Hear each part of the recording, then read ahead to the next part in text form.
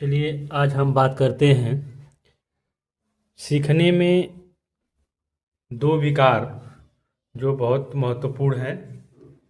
जब कोई बच्चा पढ़ना शुरू करता है तो यह प्राथमिक स्तर पर ही मान लीजिए, इसमें उनको दो समस्याएं, बहुत आम समस्याएं हैं, जिसको हम लोग एक पठन विकार और दूसरे को हम लेखन विकार कर सकते हैं। इसको हम अपने मनोविज्ञान की भाषा में पठन विकार को हम डिसलेक्सिया बोलते हैं और लेखन विकार को हम डिस्ग्राफिया बोलते हैं।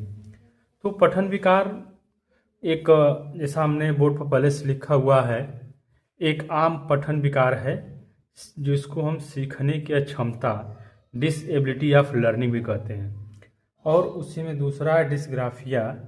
यह एक तंत्रिका संबंधी या एक न्यूरो सिस्टम, न्यूरो रिलेशन संबंधी सीखने की क्षमता है, जिस डिसेबिलिटी है, इसको हम लेखन विकार कहते हैं। कभी कभी क्या होता है कि पेपर में लिखने की क्षमता और पठन विकार की क्षमता करके प्रश्न दे देता है और उसमें यह पूछता है कि यह पठन विकार है, यह डिसलेक्सिया है कि डिस्ग्राफिया है। तो लोग कंफ्यूज हो जाते हैं कि डिसलेक्सिया है कि डिस्ग्राफिया। इसलिए डिसलेक्सिया को हम याद करेंगे, यह एक आम पठन विकार है, और डिस्ग्राफिया है, यह एक तंत्रिका संबंधी सीखने की क्षमता भी कहते हैं और इसको लेखन विकार कहते हैं। अब बात आती है डिसलेक्सिया में क्या होता है। डिसलेक्सिया में बच्चा जो है किसी भी शब्द का उच्चारण सही से नहीं कर पाता है।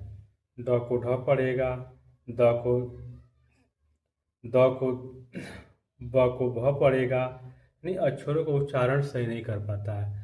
तो ऐसी केस में उसके अंदर पठन विकार है, उसको हम डिसलेक्सिया बोलते हैं। डिस्ग्राफिया में क्या होता है, इसमें लड़का के बच्चे का जो लिखने की क्षमता है वह पूर्ण विकसित नहीं होती है और वह लेखन संबंधी विकार हमेशा गलती करता है, लाइनिंग में नहीं लिख पाता है और